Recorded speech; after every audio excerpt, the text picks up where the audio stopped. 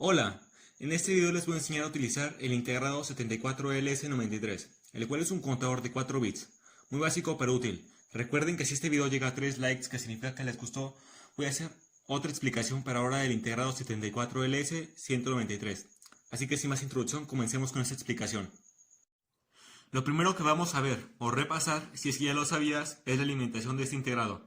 Y es que la familia TTL, más precisamente la serie 74, funcionan con una alimentación de 5 volts de corriente continua con una tolerancia del 5%, es decir, desde 4.75 volts hasta 5.25 volts. Si alimentamos a este circuito integrado con menos de 4.75 volts no va a funcionar, y si lo alimentamos con más de 5.25 volts se puede dañar. La alimentación va en los pines 5 y 10 del circuito integrado. En el 5 va la alimentación de corriente continua y en el 5 la tierra. Además de esto, tienes que poner un capacitor de desacoplo en paralelo a la fuente de alimentación muy cerca del integrado, tal como se muestra. Esto es para que el integrado funcione sin picos en alimentación. Comúnmente estos capacitores son de tantalio y son de aproximadamente 100 nanofaradios. Además, tiene que haber un capacitor por cada circuito integrado lógico que sea secuencial, es decir, contadores, registros de desplazamiento, flip-flops, etc. Pero también tiene que haber un capacitor de desacoplo por cada 4 integrados lógicos que sean de puertas lógicas, como puertas NOT, puertas AND, puertas OR, etc. Esto es un ejemplo real de cómo se debe poner un capacitor de desacoplo en un circuito integrado. Como verán, aquí está el pin, si no me equivoco, de voltaje negativo y ese es el de voltaje positivo. Ahora pasemos con el pulso de reloj. Para eso vamos a ocupar un integrado NEC 555, resistencias variables como estas y capacitores. El pulso de reloj debe de ir ya sea al pin 14 o al pin 1. La frecuencia de este oscilador es de 1 Hz y el ciclo de trabajo es de 50.34%. Vamos a ocupar una resistencia de 220 ohms, un capacitor cerámico de 100 nanofaradios, un capacitor electrolítico de 100 microfaradios, una resistencia variable o potenciómetro de 71.63 kiloohms y una resistencia variable de 993.314 ohms. Y esa es la salida de reloj de nuestro circuito. Aquí una demostración del oscilador que anteriormente habíamos mostrado con un ciclo de trabajo del 50.34% y una frecuencia de oscilación de 1 Hz. Lo bueno de usar resistencias variables es que puedes modificar la frecuencia de oscilación. Ahí estamos modificando el ciclo de trabajo, pero con eso se puede modificar la frecuencia de oscilación. Más lento o más rápido. Ahí no voy a funcionar, no sé qué pasó. Ahí está volviendo a funcionar. Cada vez más rápido. Hablando de las entradas de reloj, se debe decir que si usted quiere que el contador sea de 4 bits, debe de conectar la entrada de clock B con la salida QA que corresponde al bit o menos significativo de nuestro contador. La entrada de reloj B está ubicada en el pin 1 y la salida de reloj QA está ubicada en el pin 12 de nuestro integrado. Pasemos con las entradas reset. Son dos y están en el pin 2 y en el pin 3. Están descritas en la datasheet o hoja de datos como R01 y R02. Estas dos entradas deben de ser llevadas a alto al mismo tiempo para que el integrado se resete, aunque parezca que son activas en baja. O sea que el integrado se resetea cuando hay un estado lógico bajo o un 0.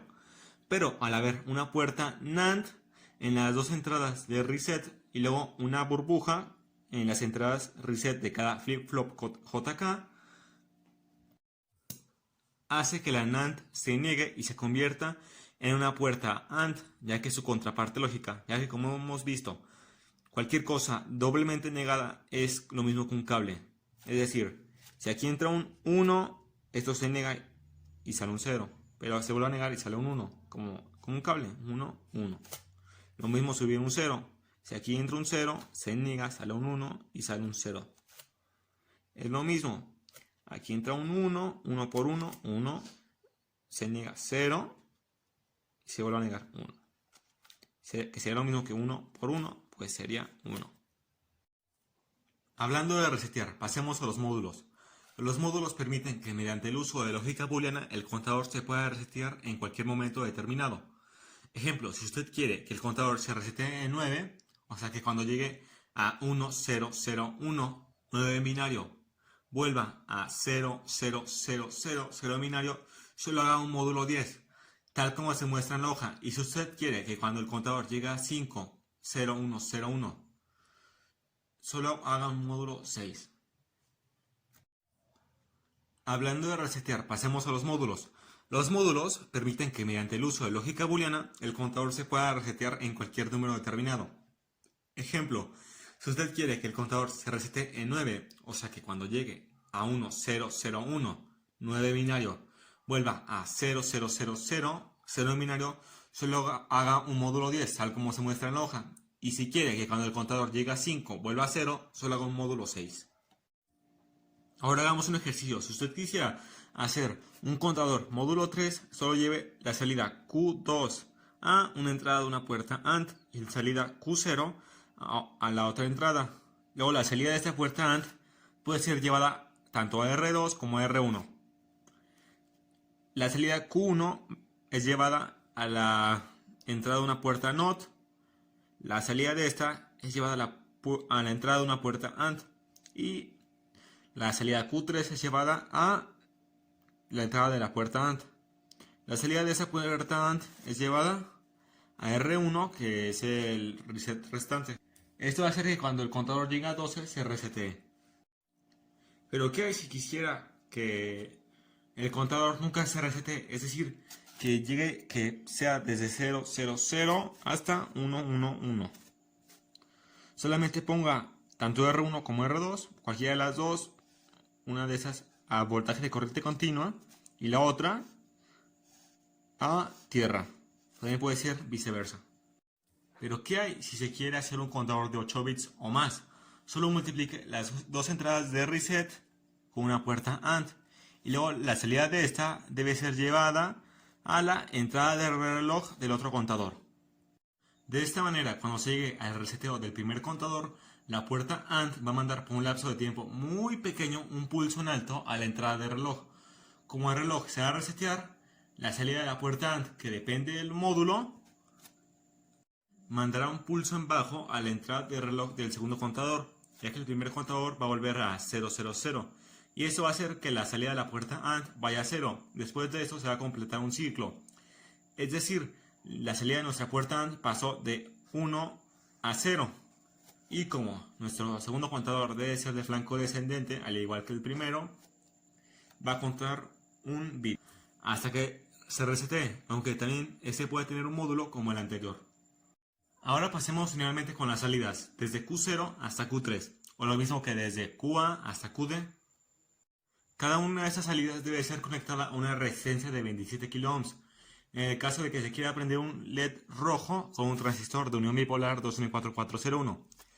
Esa es la resistencia de base y debe ser llevada, como su nombre lo indica, a la base del transistor. Después, el emisor del transistor 2N4401 debe ser conectado a tierra y el colector debe ser conectado al cátodo de un diodo LED y el ánodo de este diodo LED debe ser conectado a una resistencia de 150 ohms, la cual es la resistencia del colector, y a su vez debe ser conectada a el voltaje de 5 volts.